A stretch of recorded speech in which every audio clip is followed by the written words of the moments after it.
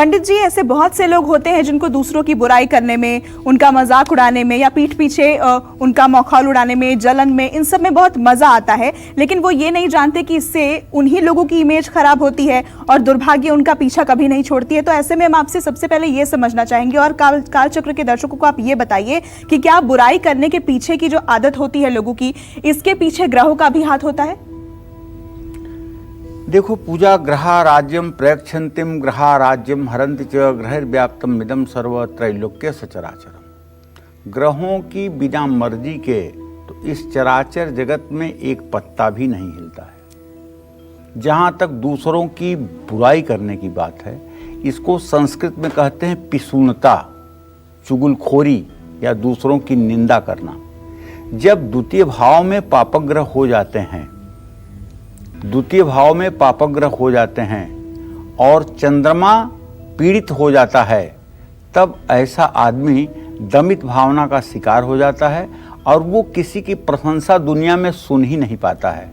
वो भगवान की भी प्रशंसा सुनने पर भगवान में भी चार खोट निकाल देगा। मतलब अगर भगवान की ही प्रशंसा आपने किया ना, तो भगवान के बारे में वो 10 गलतियां गिन के खड़ी कर देगा। अरे हाँ, इनकी इतनी तारीफ कर रहे हो, ये ऐसे थे ऐसे थे ऐसे थे, मैं जानता हूँ। तो मनुष्य की उसके लिए क्या बुनियाद है? हमारे यहाँ रामचरितमानस गोस्वामी तुलसीदास जी ने लिखा है, ये एक तरह से मानव जीवन का संविधान है, जीवन जीने की एक कला है। जिसने भी रामचरितमानस को गहराई से समझा है वो मेरी इस बात से सहमति जरूर करेंगे कि रामचरितमानस मानव जीवन का एक जीता जाता संविधान है। और उसमें उत्तरकांड में कागभुसुंडी गरुड़ संवाद है। तो उसमें कागभुसुंडी गरुड़ संवाद में ये प्रश्न होता है, गरुड़ जी पूछते हैं कि सबसे अच्छा, सबसे बड़ा धर्म क्या है और सबसे बड़ा अधर्म क्या है? तो कागभुसुंडी जी कहते हैं, परम धर्म श्रुति विदित अहिंसा, पर निंदा सम अघन गरीसा। हे गरुड़, परम धर्म श्रुति विदित अहिंसा, सबसे बड़ा धर्म इस धरती पर अगर कुछ है तो अहिंसा। अहिंसा का मतलब तो शाब्दिक अर्थ इसका होता है जीव को नहीं मारना, ये अहिंसा है।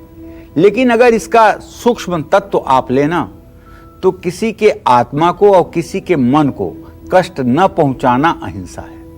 अगर आपने किसी के मन को दुखी कर दिया, किसी के मन को आपने पीड़ित कर दिया, किसी की आत्मा को आपने दुखाया, तो भले ही आपने जीव हत्या नहीं की, लेकिन यह हिंसा है। हिंसा दुरावई यस्य सः अहिंसा, हिंसा दुरावई यस्य सः हिंदू। चूंकि हिंसा को जो प्रश्रय नहीं देता है वही हिंदू है। जो हिंसा करता है वो हिंदू हो ही नहीं सकता है। संस्कृत में सीधा अर्थ है हिंसा दुरावई यस्य हिंदू। हिंसा को दुराव करने वाला ही हिंदू है, सनातन धर्मी है। तो कहने का आशय यह है कि कागभुसुंडी जी ने गरुड़ से साफ कहा कि सबसे उच्च कोटि का धर्म अगर कुछ है तो अहिंसा, और सबसे निम्न कोटि का पाप अगर कोई है तो वो है दूसरों की निंदा। अब यही बात गीता में भगवान कृष्ण ने सैकड़ों जगह पर कही है। समौ शत्रौ च मित्रम च तथा मानापमानयो शीतोष्ण सुख दुखेषु समसंगः विवर्जितः। भगवान कृष्ण ने भी यही बात कही है। निंदा को उन्होंने भी महत्व नहीं दिया है। तो ऐसे में जिन लोगों की जन्म कुंडली में किमद्रुम योग होता है, देखिए आपने काल सर्प का नाम बहुत सुना होगा, पितर दोष आपने बहुत सुन लिया होगा, काल सर्प भी सुन लिया होगा, लेकिन नहीं सुना होगा तो किमद्रुम योग। और पूरे ज्योतिष शास्त्र में इससे गंदा कोई योग होता नहीं। इस योग में पैदा होने वाला चक्रवर्ती का बेटा भी भिखारी होता है। एक किमद्रुम योग बनता कैसे है? एक किमद्रुम योग बनता है जब चंद्रमा के आगे पीछे कोई ग्रह न हो और चंद्रमा की स्थिति से पहले, चौथे, 7वें, 10वें स्थान में भी कोई ग्रह न हो, चंद्रमा पर किसी शुभग्रह की दृष्टि न पड़ती हो, तो होता है किमद्रुम योग। और इस योग में पैदा हुआ व्यक्ति एक एक अनाज के दाने के लिए तरस करके जीवन यापन करता है। लेकिन बहुत से ऐसे लोग हैं जो किमद्रुम योग को तो देख लेते हैं कि इसके आगे पीछे कोई ग्रह नहीं है, लेकिन वो कल्पद्रुम योग को नहीं जान पाते हैं। अगर कुंडली में कल्पद्रुम योग होगा तो किमद्रुम योग अपने आप भंग हो जाएगा, इसलिए कोई डरने की बात नहीं होती है। अक्सर किमद्रुम योग की कुंडलियों में कल्पद्रुम योग होता है, और कल्पद्रुम योग एक ऐसा है जो किमद्रुम योग के दोष को दूर करता है और सब प्रकार की सुख संपन्नता को देता है। इसलिए ज्योतिष के व्यापक अध्ययन के बाद ही किसी को बोलना चाहिए कि आपकी कुंडली में किमद्रुम योग है या नहीं। अल्प ज्ञान पर अगर आप किसी को इस तरह के बुरे फलादेश कर रहे हैं तो शायद ईश्वर के यहां से आप भी दोषी होंगे। हाँ, किमद्रुम योग में ठीक ठीक किमद्रुम योग हो और उसमें पैदा हुआ व्यक्ति हो तो दूसरों की बुराई करेगा। ये योग 60% लोगों की कुंडली में होता है, लेकिन कल्पद्रुम योग के कारण ये दोष लगभग 40% समाप्त हो जाता है। ऐसे लोग आसानी से दूसरों की बुराई कर लेते हैं, दूसरों से ईर्ष्या करते हैं। और कुंडली में चतुर्थ और सप्तम और भाव में अगर चंद्रमा की स्थिति है तो आप ऐसे में व्यक्ति के मन का भाव जान सकते हैं। ये भी जान सकते हैं कि व्यक्ति दूसरों की बुराई करता है या नहीं। चतुर्थ भाव या चंद्रमा अगर कुंडली में खराब हो और उसको मंगल या शनि का साथ मिल जाए तो दूसरों की बुराई करने के साथ साथ व्यक्ति उनको नुकसान पहुंचाने का भी भाव रखता है। हाथ में अंगूठा अगर छोटा हो, अंगूठा छोटा होने का मतलब यह है कि अंगूठा का जो ऊपरी परुआ है, ये देख रहे हैं ना, 3 परुए हैं, तो जो ऊपरी परुआ है अगर ये गोलाकार हो, ये लंबाई में छोटा हो, नुकीला न हो, लंबा न हो, पीछे की तरफ न मुड़ता हो, तो ऐसा व्यक्ति दूसरों की बुराई करने वाला, हिंसा करने वाला, दूसरों को नुकसान पहुंचाने वाला और अपराधी प्रवृत्ति का होता है। चंद्रमा कमजोर होने से और दूसरों की बुराई करने से समय के साथ साथ व्यक्ति की याददाश्त पर भी बुरा असर पड़ता है और वो कमजोर होती बुद्धि और स्मरण शक्ति कमजोर होती चली जाती है।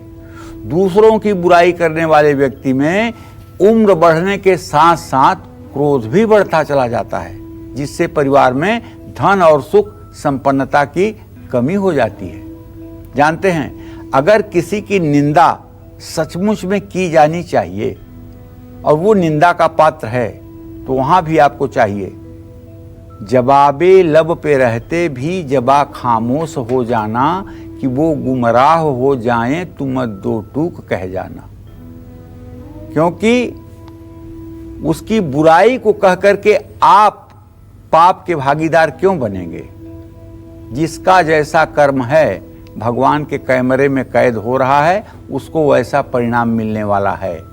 आप अधीर मत होइए विभीषण की तरह।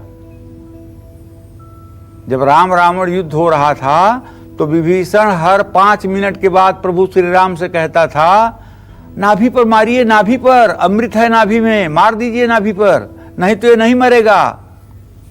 अरे जो त्रिलोकीनाथ हैं, जिनसे ये संसार है, जिन्होंने इस संसार को अपने रोम मात्र में धारण किया हुआ है, उनको पता नहीं है कि ये अमृत नाभि में है रावण के।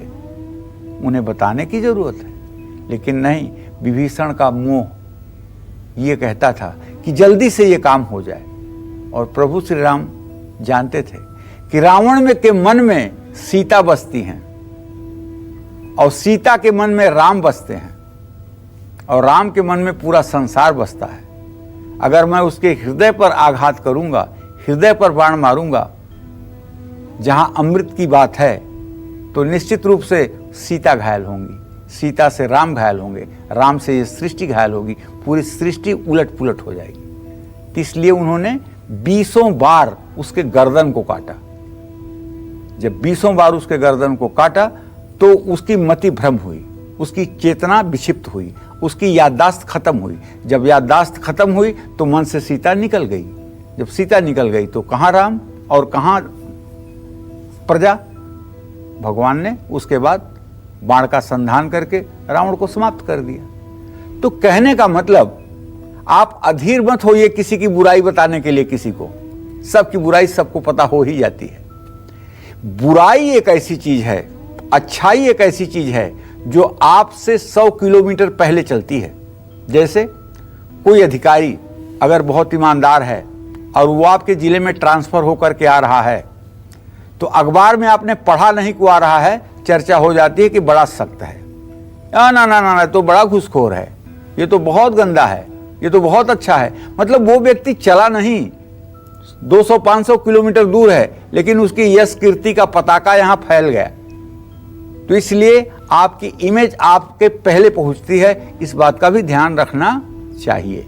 और हाँ, सबसे बड़ी बात है कि संभव हो तो आप पूरे दिन का अपने मूल्यांकन करके देखें कि क्या आपने किसी की निंदा की, क्या आपने किसी की बुराई की। अगर हाँ तो कल नहीं करना है, अगर हाँ तो कल नहीं करना है, अगर नहीं तो ठीक है, इस रास्ते पर बने रहना है। नमस्कार, मैं हूं मानक गुप्ता।